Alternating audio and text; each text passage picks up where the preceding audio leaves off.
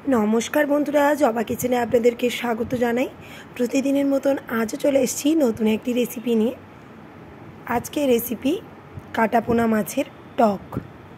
जेहेतु एखन अनेकटाई गरम तो ए समय टक जातीय खाद्य खेते आमादेरो अनेक भालो लागे, ताई आजके आपनादेर साथे शेयार करब आम दिए काटापोनार टक। चलुन बंधुरा ताहले रेसिपिटी देखे नेওয়া যাক। आमी रेसिपि देखानोर आगे आमादेर बागान बाड़ीटा एकटु देखाচ্ছি। आमादेर बागानेर गोलापगुलो कत सुंदरभावे फुटेছে देखुन। এটা সাদা গোলাপের গাছ, থোকায় থোকায় শুধু সাদা গোলাপ হয়ে আছে। দেখতেই পাচ্ছেন বন্ধুরা, অবশ্যই কমেন্ট করে জানাবেন কার কার বাড়িতে সাদা গোলাপের গাছ আছে, তাছাড়া অন্য কোনো গোলাপের গাছ আছে কিনা আর ফুল কেমন হচ্ছে। তাহলে চলুন বন্ধুরা রেসিপিটি শুরু করা যাক। আমি এখানে প্রথমে সবজিগুলোকে কেটে নিয়েছি। প্রথমে আমি আমটাকে সুন্দরভাবে খোসা ছাড়িয়ে আমি ভেতর থেকে আঁটিটা বের করে কেটে রেখেছি।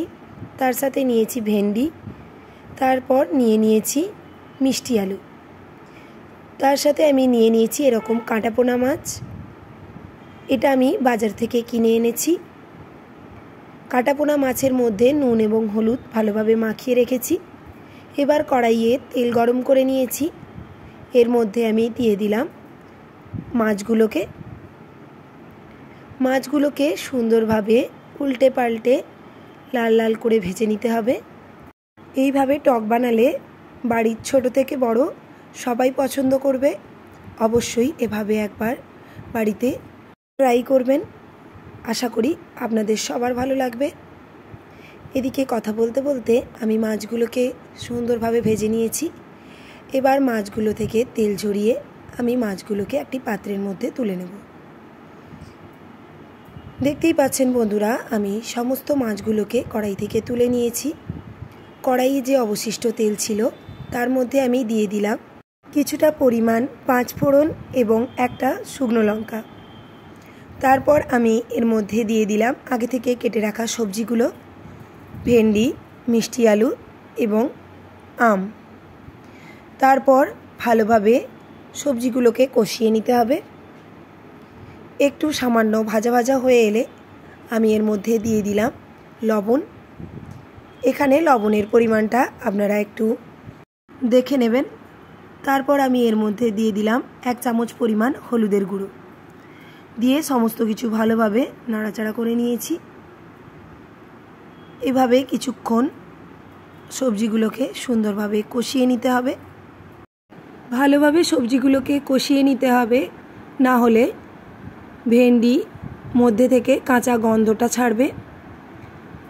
দেখতেই পাচ্ছেন বন্ধুরা, এভাবে আমি সুন্দর করে নাড়াচাড়া করে সমস্ত সবজিগুলোকে ভেজে নিচ্ছি। এই পর্যায়ে সবজিগুলো ভাজা হয়ে গেলে আমি এর মধ্যে দিয়ে দেব আগে থেকে বেটে রাখা সরিষা।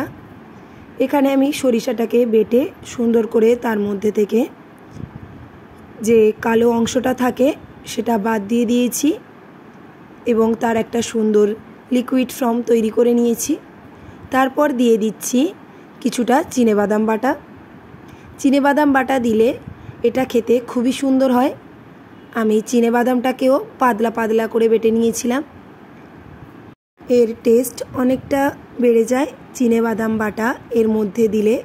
এই সময় গ্যাসের আঁচটা মিডিয়াম টু হাই ফ্লেমে রেখে ভালোভাবে সমস্ত সবজিগুলো এভাবে সেদ্ধ করে নিতে হবে। সবজিগুলো সেদ্ধ হয়ে গেলে এর মধ্যে আমি আগে থেকে যে মাছগুলোকে ভেজে রেখেছিলাম সেই মাছগুলোকে দিয়ে দিলাম। তারপর 4 থেকে 5 মিনিট ভালোভাবে রান্না করে নিলেই তৈরি গরমে অসাধারণ স্বাদের কাটাপোনা এবং আমের টক। রেসিপিটি যদি আপনাদের কাছে ভালো লেগে থাকে রেসিপিতে একটি লাইক, কমেন্ট এবং শেয়ার করে দেবেন। আর এমন ঘরোয়া রেসিপি পেতে অবশ্যই সাবস্ক্রাইব করে রাখুন জবা কিচেন চ্যানেলটিকে। পাশে থাকা বেল আইকন প্রেস করে অল নোটিফিকেশান অন করে নিন আমার সমস্ত রেসিপি সবার আগে পাওয়ার জন্য। এখানে ইন্ডিয়ান থেকে চাইনিজ সমস্ত রকমের রেসিপি আপনারা সহজেই পেয়ে যাবেন। এবং শিখে নিতে পারবেন। তো আজ এতটাই, দেখা হবে নতুন কোনো রেসিপি নিয়ে। ততক্ষণ সবাই সুস্থ থাকুন, ভালো থাকুন এবং সবাইকে ভালো রাখুন, ভালো খাওয়ান। Tata, bye bye.